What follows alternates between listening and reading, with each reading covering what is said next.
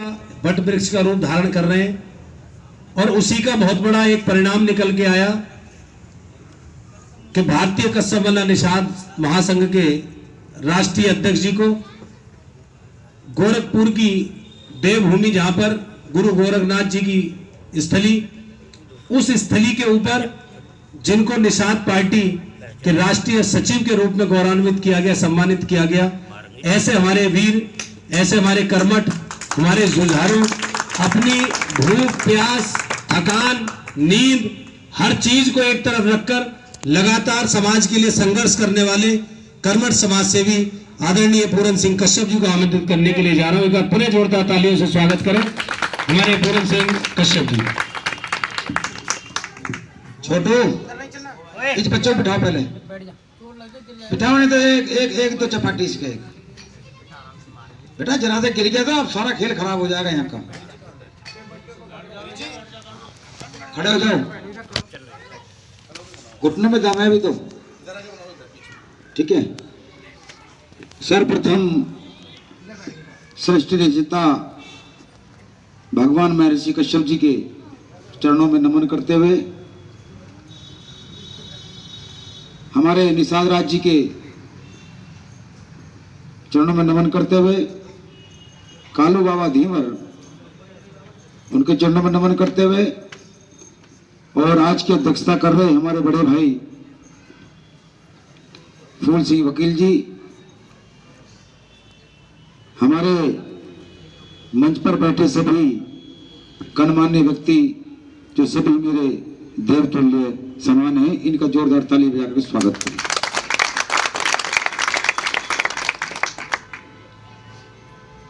मैं आपके बीच में कोई नया नहीं हूं और ना ही मैं अपने आप को कभी नेता मानता हूं। मैं इस समाज का एक छोटा सा कार्यकर्ता हूं जो मैं अपने कार्य नित्य प्रतिदिन में करता रहता हूं। मैं बचपन से मेरी एक लगन थी, मैं कोई ना कोई सेवा करना चाहता था, और 1986 में जब मैं 8वीं क्लास में पढ़ता था, तब से मैं समाज में आना जाना मेरा शुरू हो गया। और जिन लोगों के साथ मैंने उंगली पकड़ के चला था, इस समाज को भी लोग जगा रहे थे। उस जमाने में अभी हमारे जो कहे थे कि जब मीटिंग होती थी तो 60, 65, 70 से ऊपर के लोग इकट्ठे होते थे। उसमें एक वकील साहब हम ही थे तो सबसे कम एज का था, पतला सा, मरा सा, साइकिल पे आ गया। और लोग जब आता था तो एक बात कहते थे कि आ गया साइकिल वाला नेता, आ गया साइकिल वाला नेता। और लोग बोलना भी नहीं जानते थे। वे बुजुर्ग संघर्ष तो करना चाहते थे, समाज को उन्होंने इकट्ठा भी किया, घर घर जाकर के। साधन नहीं थे लोगों के पास, पैदल ही चलते थे लोग बाग, एक दूसरे से संपर्क करके कैसे भी करके एक महीने पहले मीटिंग लगाते थे तो चिट्ठी पत्र लेकर के उनके घर जाकर के उनको बुलाया करते थे। खुद ही से पार के मीटिंग होया करती थी।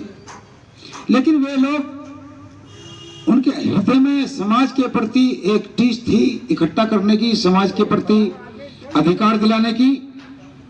लेकिन उनके बीच में कोई नौजवान उस टाइम पर पढ़ा लिखा संघर्ष करने वाला नहीं था। और वे कोई मंच लगता था तो किसी न किसी पार्टी के व्यक्ति को बुला करके मुख्य अतिथि बनाते थे। लेकिन समाज में कोई एक व्यक्ति ऐसा नहीं था कि मंच पे खड़े होकर के अपनी बात कह दे। भाई एक भी समोसा ना बढ़ जाए, एक भी समोसा ना बढ़ जाए। मैं सुबह से कुछ नहीं खाया है, मैं कल शाम का खाया हुआ हूं, और मैंने पानी तो अगला से भी लेके पिया है, रख दो से।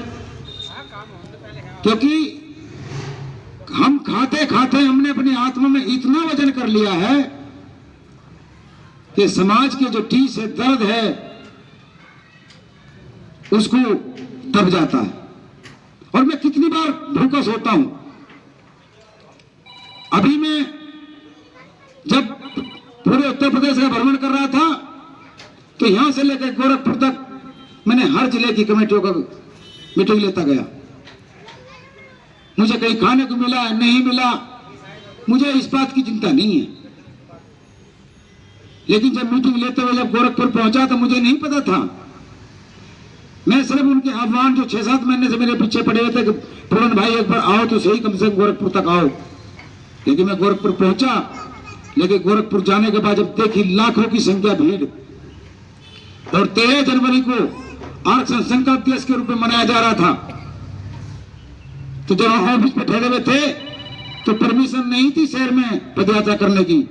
तो मैं डॉक्टर निसार जी से कहा, मैं कहा डॉक्टर साहब हाथ पकड़ते हैं दोनों भाई और चलते पैदल सभागृह तक। 9 किलोमीटर तक हमने गोरखपुर जाम कर दिया और शासन प्रशासन सारा आके भिड़ा कि आप ये पदयात्रा रोक दो क्योंकि आपको परमिशन नहीं है, आपने कोरोना की अवहेलना कर रहे हो।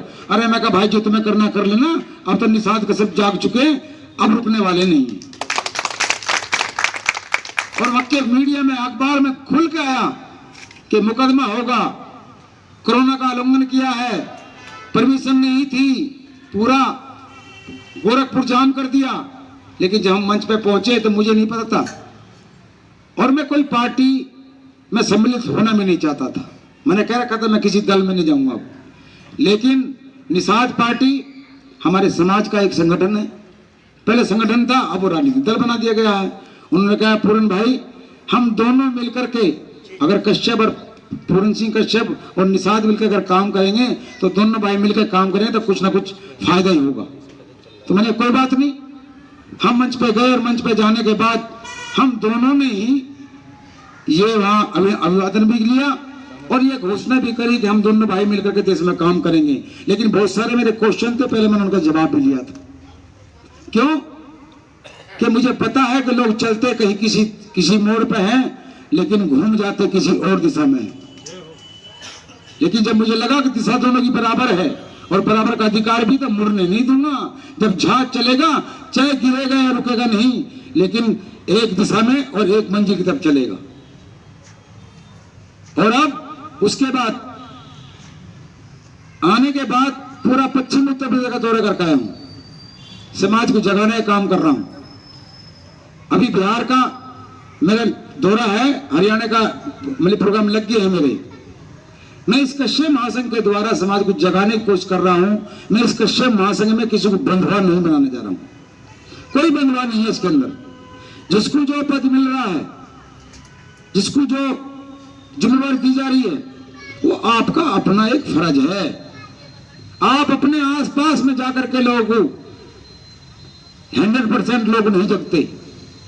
अगर आपने 10% लोगों को जगा लिया तो 100% लोगों को जगा लिया आपने, ये मान के चलना।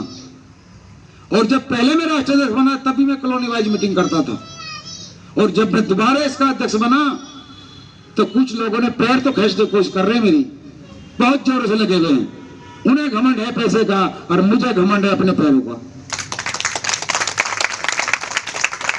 अगर मेरे पैरों में जान रहेगी तो मैं रुकूंगा नहीं, और झुकने के लिए तैयार हूं उनके आगे के जो समाज के लिए अपना बलिदान न्यौछावर करने के लिए तैयार है। मैं उनके सामने नतमस्तक करता हूं इससे। और अभी यूपी के अंदर 1 करोड़ हस्ताक्षर अभियान चल रहा है हमारा। अभी 1 लाख की भीड़ तो वहां करी थी गोरखपुर में, और अभी जल्दी मुत्री जी 5 लाख की भीड़ लेकर के नखलऊ का घेराव करेंगे, ये जल्दी है। और मैं रात दिन लेकर रखा, उन्होंने वहां उधर रात दिन लेकर रखा है, और मैंने पश्चिमी उत्तर प्रदेश में रात दिन लेकर रखा है। यहां से लेकर नखलऊ तक की जिम्मेवारी मेरे पे है, और पूर्वांचल की जिम्मेवारी उन पे, क्योंकि दोनों की अलग अलग भाषा है।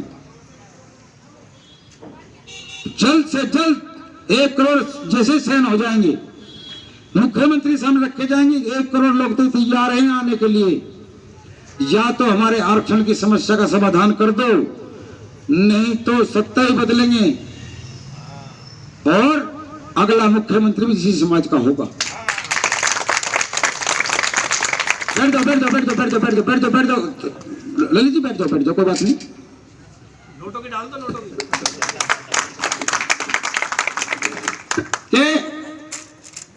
उसके बाद 5 लाख की भीड़ हम यूपी से इकट्ठा करेंगे और नखलऊ की तरफ कूच करेंगे। क्योंकि अभी तक एक ही बात कही जाती थी, बड़े बड़े नेता, को नाम नहीं लूंगा किसी नेता का, आप भी थे, कि भाई आपका समाज बाहर निकलता नहीं है रोड पे। अगर जीतने आप रोड पर निकल के आ गए तो आपके अधिकार पर हम सहन कर देंगे। वो मेरे आज तक ध्यान है इस बात का। और ऐसे मंत्रियों ने बोला था कि जिनकी कलम में जान थी अगर एक सहन कर देता तो हमारी समस्या का समाधान हो जाता। वही अभियान छेड़ दिया है कि 5 लाख की भीड़ ले जाकर के नकलऊ की जब हम धरा की तरफ चलेंगे, भले ही हमें नकलऊ के बाहर रोक देंगे लेकिन नकलऊ को पूरे को जाम भी कर देंगे। बात होगी तो निर्णायक होगी, क्योंकि हमारी मांग नाजायज नहीं है।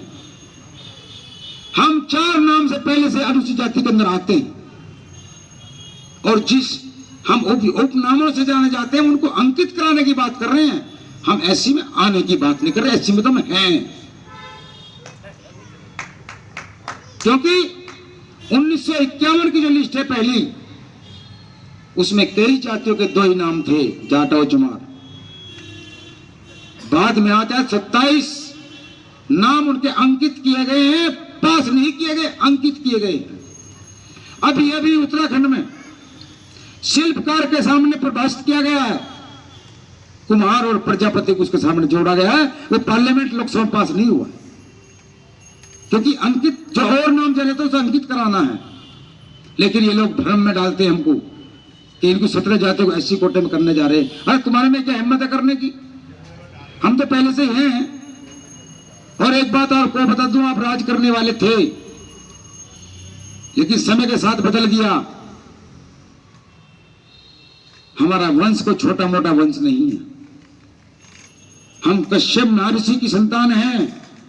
इस पृथ्वी पे अगर कोई भी जीव जंतु पशु पक्षी मानव और दानव अगर कोई भी इस पृथ्वी पे है तो सब महर्षि कश्यप की संतान है। और आपको बता दूं, जय श्री राम कहने में शर्माना, जय श्री राम हमारा है।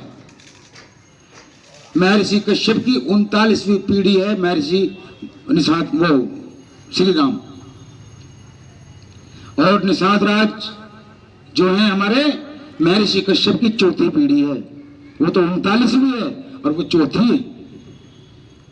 और दशरथ की लड़की शांता, ये तो नाम सुना होगा बुजुर्गों ने भी। शांता जी की शादी किसके साथ हुई थी? सिंह ऋषि के साथ। और सिंह ऋषि का पुत्र है निषाद राजगु, जिनका पूरा राज्य सम्राट था। यह इतिहास में है, टीवी पे चलता है आजकल। और 11,000 साल पहले तक का जो डीएनए गठ कराया गया था, मूल निवासी हम ही लोग पाए गए हैं इस भारत में। मूल निवासी डीएनए जब हुआ कि भारत के मूल निवासी कौन है, तो कोल धीवर कार केवट मल्ला माजी तुराया बाथम दुरिया, इनका 11,000 साल तक का डीएनए पाया जाता है इस भारतवर्ष में, और किसी का नहीं पाया जा रहा। तो मैं आप लोगों से एक बात कहना चाहूंगा कि अगर यूपी के अंदर आप लोग हैं, जाते हो, तो आप जाने के बाद एक ही बात कहना कि मैं निषाद पार्टी के हैं और निषाद पार्टी हमारी है। अगर दिल्ली में हम खड़े हैं तो यहां भी जलवा तो दिखाऊंगा मैं अगली बार कि कम से कम 15-20 तो विधायक और निगम में लड़ाने की कोशिश करूंगा। तो कम से कम अगर हम ना हल पाए तो किसी न किसी को हाला जरूर देंगे। ये वादा है, शुरुआत हो चुकी है। और मैं आपको बताऊं, जब 2016 में निषाद पार्टी बनी थी तो तब तक उसका कोई कार्यकर्ता नहीं था, ना बूथ का था, ना जिले का था, ना प्रदेश का था। और तब चुनाव जब लड़ा 17 में, तो एक तो विधायक बना सतीश मिश्रा जी, और उपचुनाव जब लोकसभा हुआ तो एक सांसद बना परवीन निषाद, और 22 सीटों पे सेकंड उस टाइम पे रहे कि जब कोई कार्यकर्ता नहीं था। और अब तो कार्यकर्ता बूथ लेवल तक का है हमारा। महासंघ के द्वारा मैं काम करता हूं समाज का, और निषाद पार्टी के द्वारा काम करता हूं सर्व समाज का। मैं वहां सर्व समाज के बारे में बोलता हूं, लेकिन मुझे अपने समाज के लिए भी कुछ करना है तो महासंघ के जरिए मैं उनका काम करता हूं, उनके अलग से मीटिंग लेता हूं। काम दोनों होने। और 160 सीट ऐसी हैं उत्तर प्रदेश के अंदर जहां कश्यप निषादों का बोलबाला है। और अगर हम चुनाव सही तरह से लड़ पाए, अगर हमने 20 सीट भी अगर जीत ली यूपी के अंदर 160 में से, तो ये वादा है सरकार नहीं बनने देंगे किसी की। सरकार बनेगी तो उधर डॉक्टर संजय निषाद और पूरन सिंह दोनों खड़े होंगे स्तंभ की तरह से। हमारे विचारों के आधार पर सरकार बनेगी, हमारे जो अधिकार है उसके आधार पर सरकार बनेगी और बराबर का अधिकार लेंगे। और जिस दिन आपने उधर से इतना कर दिया तो 24 के आते आते हम सेंटर में भी सरकार आसानी से नहीं बनने देंगे। तो मैं आपसे ज्यादा बात ना कहते हुए यहाँ हमारे सभी लोग बैठे हुए हैं और